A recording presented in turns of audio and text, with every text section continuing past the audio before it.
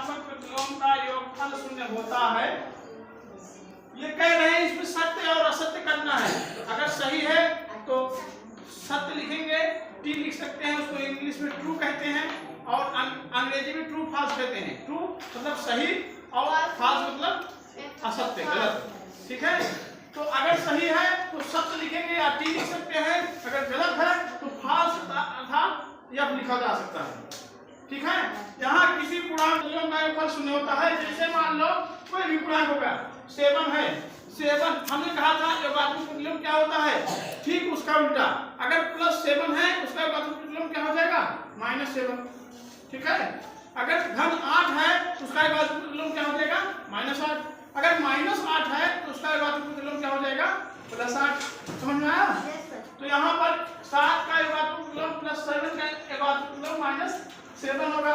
अगर उसी तरह +8 का योगात्मक प्रतिलोम -1 होगा और -9 का योगात्मक प्रतिलोम धन 9 होगा। इसको अगर हम करेंगे इसका इस पर भी 0 आएगा, इसका भी 0 आएगा, इसका भी 0 आएगा।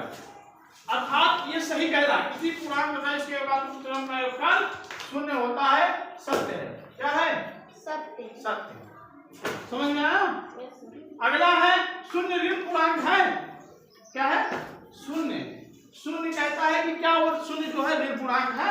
तो यहाँ पे ऐसे बनाते हैं, जब 0, 1, 2, -1, -2, -3। शून्य जो है कभी भी न ऋण पूर्णांक होता है ना धन पूर्णांक होता है, क्योंकि एक तो इधर प्लस में भी है और इधर माइनस में भी है।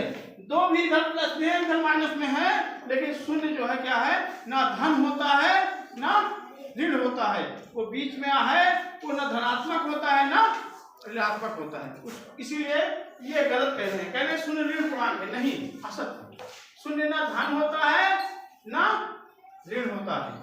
समझ में आया? उसके बाद भी अगला है दो ऋण पूर्णांकों का योगफल सदैव हो। दो ऋण पूर्णांकों का योगफल धन पूर्णांक होता है। दो ऋण पूर्णांक -5 और +-7 बराबर 7, 5, 12 -12 और इसी तरह -8 + -5 -8, 5, 13 कह रहा है कि दो ऋण पूर्णांकों का योगफल धन पूर्णांक होता है। नहीं, दो ऋण पूर्णांकों का योगफल ऋण पूर्णांक होता है। इसलिए ये गलत बोल रहे हैं। क्या बोल रहे हैं? असत्य बोल रहे हैं। क्या बोल रहे हैं? असत्य, झूठ फैला रहे हैं। ऐसा नहीं होता है। अगला है किसी पूर्णांक और शून्य का योगफल उस पूर्णांक के बराबर होता है। कहता है किसी पूर्णांक और शून्य का योगफल उस पूर्णांक के बराबर होता है। अब बताओ भैया, ये ऐसा बोल रहे हैं। आपका ये वाला हो गया, फर्स्ट हो गया, सेकेंड हो गया, थर्ड वाला। दो ऋण पूर्णांकों का योगफल सदैव धन पूर्णांक होता है, ये भी हो गया। घात किसी पूर्णांक और शून्य का योगफल उस पूर्णांक के बराबर होता है। मान लो 7 है, धन 0 है। मान लो 22 धन 0 है। मान लो 725 धन 0 है। इसका क्या होगा? 7 आएगा। इसका क्या होगा? 22 आएगा। इसका क्या होगा? 725 आएगा। कहने का मतलब ये कह रहा है कि किसी पूर्णांक में शून्य का योगफल उस पूर्णांक के बराबर होता है। अगर किसी भी पूर्णांक में शून्य का योगफल करेंगे तो वही पूर्णांक आएगा, वही पूर्णांक आएगा। 7 में 0 जोड़ा गया तो 7 ही आया। 22 में 0 जोड़ा गया तो 22 आया। 725 में 0 जोड़ा गया तो 725 आया। इसका मतलब ये सही बोल रहा है। एक घा वाला क्या बोल रहा है? सत्य कह रहा है। क्या कह रहा है? सत्य कह रहा है कि वही प्राप्त होता है। अगर किसी में भी शून्य जोड़ेंगे तो हमको वही पूर्णांक प्राप्त होता है। अगला है घातक हो गया। अगला है चा। क्या है? चा है। चा में कह रहा है कि एक ऋण पूर्णांक, एक ऋण और एक धन पूर्णांक का योगफल सदैव धन पूर्णांक होता है। अगर एक ऋण है 13 है और यहाँ पे +8 5 है। क्या है? 5 है तो 13 में से 13 और 5 है। कह रहा है एक ऋण हो गया, एक धन हो गया। और यहाँ मान लो एक हो गया, क्या हो गया? यहाँ पे हो गया 7 हो गया, यहाँ हो गया 14 हो गया। ठीक है, और यहाँ या तो मान लो 20 हो गया और यहाँ पे हो गया 10 हो गया। ठीक है, एक धन है, एक ऋण है। एक धन है, एक ऋण है। एक ऋण है, एक धन है।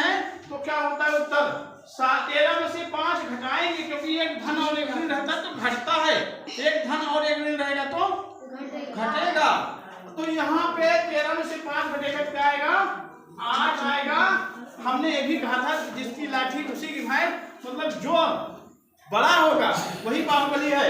यहाँ पे 13 क्या है, बड़ा है, तो चिन्ह किसका लगेगा, माइनस का लगेगा। उसी तरह यहाँ 14 में से 7 घटेगा तो 7 छोटा है।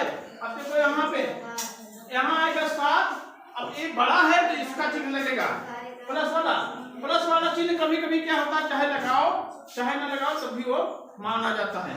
अगला है 20 में से 10 घटाएंगे तो क्या आएगा, 10 आएगा, लेकिन चिन्ह किसका लगेगा, जो बड़ा है। तो कहने का मतलब ये जो कह रहे हैं कि एक ऋण और एक धन पूर्णांक हो तो का योगफल सदैव धन पूर्णांक होता है, ऐसी बात सदैव नहीं होता है, कभी कभी होता है। कभी धन भी हो सकता है, कभी ऋण भी हो सकता है, समझ में आया। सदैव धन पूर्णांक नहीं होता, वो तो संख्या के ऊपर निर्भर करेगा। जिसकी संख्या भारी रहेगी, बड़ी रहेगी, वही जो है क्या होगा, वही चिन्ह लगेगा। तो यहाँ पे क्या ये कह रहे हैं, असत्य बोल रहे हैं। क्या बोल रहे हैं, असत्य बोल रहे हैं। सदैव नहीं होता, सदैव नहीं होता है। अगला है संख्या रेखा पर। अगला हम देखते हैं 6 वाला। कौन सा देखते हैं, 6 वाला देखते हैं। 6 वाले में है संख्या रेखा पर -18 और +18 शून्य समान दूरी पर है, शून्य से समान दूरी पर है, शून्य से समान दूरी पर है। तो देख लेते भैया, यहाँ पे है 0, यहाँ मान लो 1 2 3 4 5 6 7 8 9 10 11 12 13 14 15, यहाँ इतना, यहाँ 18 आ जाएगा। इधर भी -1 -2 -3 -4 -5 -6 -7 -8 -9, मान लो -9 -10, इसी तरह मान लो -18 आ गए। और यहाँ पर भी 10 के बाद -18 यहाँ आ गया, 18, क्योंकि जगह नहीं है ना। तो क्या होगा, जितनी दूरी यहाँ से यहाँ तक -18 में आएगी, उतनी दूरी यहाँ से यहाँ तक का भी है। समझ में आया, दूरी क्या होगी, ये सही बोल रहा है कि संख्या रेखा पर -18 और 18 शून्य से समान दूरी पर है। ये क्या है, सत्य है। क्या है, सत्य है। अगला है 2 धन पूर्णांकों का योगफल सदैव धन पूर्णांक होता है। अगला क्वेश्चन है 2 धन पूर्णांकों का योगफल सदैव धन होता है। धन पूर्णांक मान लो धन 5 है, धन 7 है, धन 12 है, धन 15 है, धन 12 है, धन 15 है।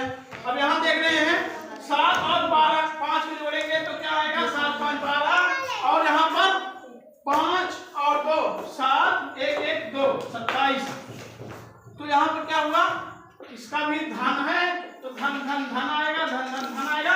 इसका मतलब ये सही कह रहा है कि 2 धन पूर्णांकों का योगफल सदैव धन पूर्णांक होता है। 2 धन पूर्णांकों का योगफल सदैव धन पूर्णांक होता है। क्या है, सत्य है। ये क्या है, सत्य है। समझ में आया, ठीक है।